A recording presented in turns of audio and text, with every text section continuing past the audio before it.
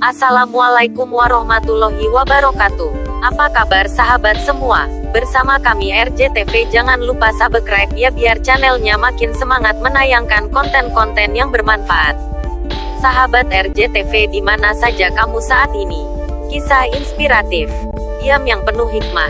Dilansir dari muslimobsession.com. Beredar viral sebuah kisah yang dialami seorang ulama sekaligus sosok yang dijuluki Bapak Kedokteran Dunia, Ibnu Sina.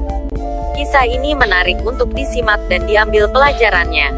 Suatu hari Ibnu Sina melakukan perjalanan dengan kuda kesayangannya. Pada suatu tempat yang dianggap nyaman, ia berhenti beristirahat. Kuda diikat di tempat yang sedikit teduh.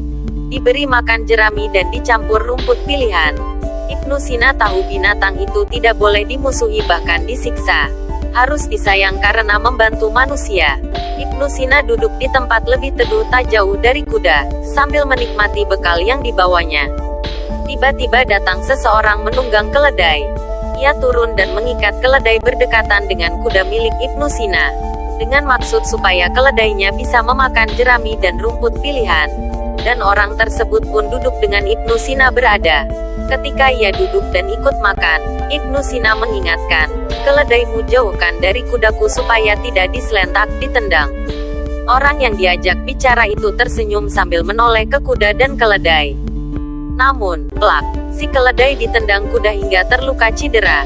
Pemilik keledai marah-marah kepada Ibnu Sina dan meminta tanggung jawabnya. Ibnu Sina diam saja.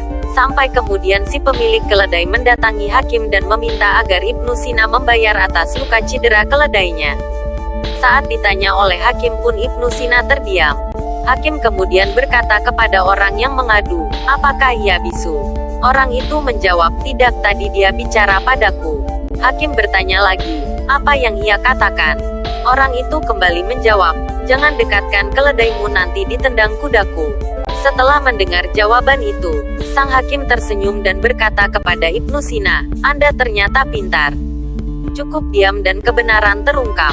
Sambil tersenyum Ibnu Sina berkata kepada hakim, "Tidak ada cara lain untuk menghadapi orang bodoh adalah dengan diam. Dan kebenaran akan menunjukkan jalannya sendiri.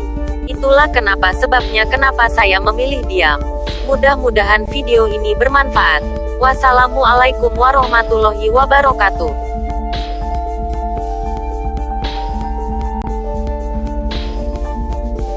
Assalamualaikum warahmatullahi wabarakatuh.